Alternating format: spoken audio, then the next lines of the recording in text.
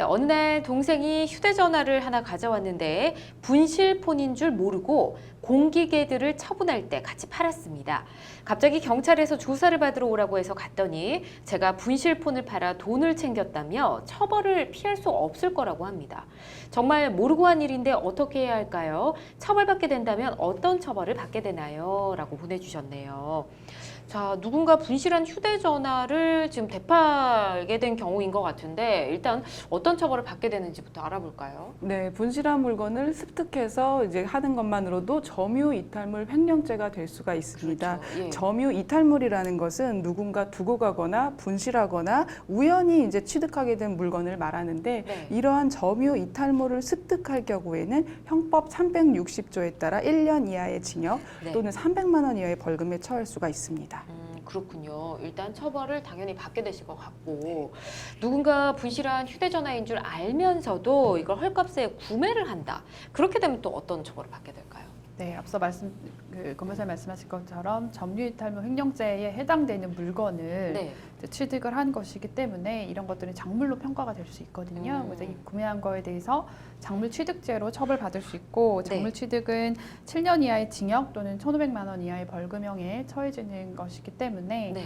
뭐 이런 것들을 알고 있었다면 구매하는 것 자체만으로도 좀 문제가 될 수 있습니다. 그렇죠. 알겠습니다. 근데 일단 상담자님은 이렇게 강조를 해주셨어요. 이게 분실폰인 줄 몰랐다. 그리고 판매를 했다라고 이렇게 의견을 주셨는데 앞서서 권 변호사님은 저희가 이 사항은 아니지만 네. 다른 상담을 진행할 때 알고 했냐 모르고 했냐 의도가 있었냐 없었냐 굉장히 중요하다고 해주셨잖아요. 맞습니다. 네. 이런 경우는 모르고 했다고 했는데 처벌을 받을까요? 피할 수 있지 않을까요? 네, 일단은 예. 직접 점유 이탈물을 횡령한 사람이 그 물건을 판다면 점유 이탈물 횡령만 되고 작물은 아닙니다. 그런데 다른 사람이 점유 이탈물 횡령한 그 물건을 이제 판다면 말씀하신 대로 아느냐 모르느냐가 중요한데 그냥 몰랐습니다. 이러면 아무 의미가 없습니다. 왜냐하면 조금이라도 그것이 점유 이탈물 횡령에 해당하는 물건인 것을 인식할 가능성이 있었더라도 처벌될 수가 있기 때문입니다. 그렇군요. 네, 그래서 그것이 단순히 분실된 휴대전화인지를 알았느냐 몰랐느냐보다 구체적인 경위가 더 중요할 것입니다. 그렇군요. 이런 경우 구체적으로 어떤 경위로 휴대폰을 가져오게 됐고 네. 뭐 이걸 아느냐 모르냐 이것도 중요하겠네요. 네. 알겠습니다. 요즘 휴대전화가 좀 고가이다 보니까 일부러 훔치지 않더라도 누군가 이렇게 놓고 갔을 때 주인을 일부러 좀 안 찾아주는 경우도 있는 것 같더라고요. 네. 이런 경우는 뭐 절도죄일까요? 어떻게 보십니까? 예를 들어서 고속버스 터미널 같은 곳에서 네. 이제 고가 휴대폰이 이렇게 놓여 있어요. 그래서 근데 그걸 그냥 놓여 있는 채로 두고 뭐 주인을 찾아주지 않고 오는 건 당연히 처벌이 안 되겠죠. 근데 네.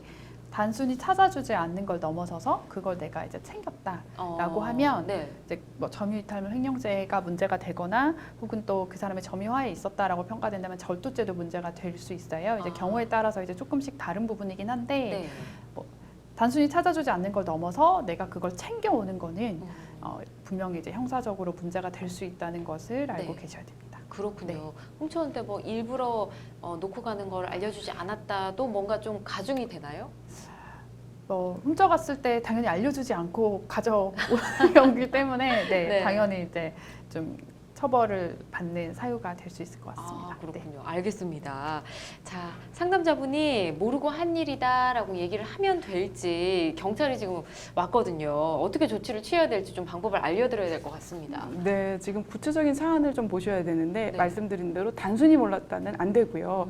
이 상담자분은 동생이 가져온 분실 휴대전화였습니다. 네. 또 이걸 팔 때 이 휴대전화 한 대가 아니라 본인이 이미 소지하고 있던 다른 휴대전화랑 같이 팔았죠. 여러 대를 팔았다고 하셨습니다. 네. 그러면 과연 이제 상담자분 입장에서 동생 사실은 친한 동생이든 뭐 친동생이든 어느 핸드폰 쓰는지는 사실 다 압니다. 네. 어떤 기종을 쓰고 뭐 얼마나 어떤 색깔 쓰는지 대부분 아는데 네. 갑자기 불쑥 동생이 어떤 휴대전화를 들고 왔다. 그럼 사실 의심의 여지가 벌써 있습니다.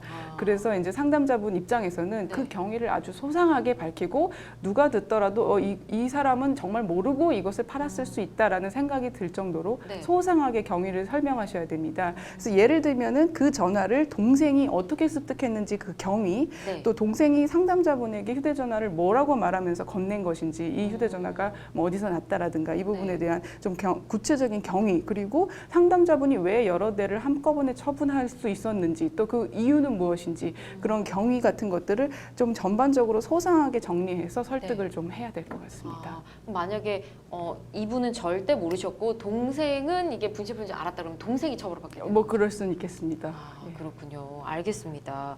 답변을 굉장히 잘하셔야 될 것 같습니다. 동생분도 아마 같이 조사를 받으실 것 같은데 네. 잘 마무리 되셨으면 좋겠네요.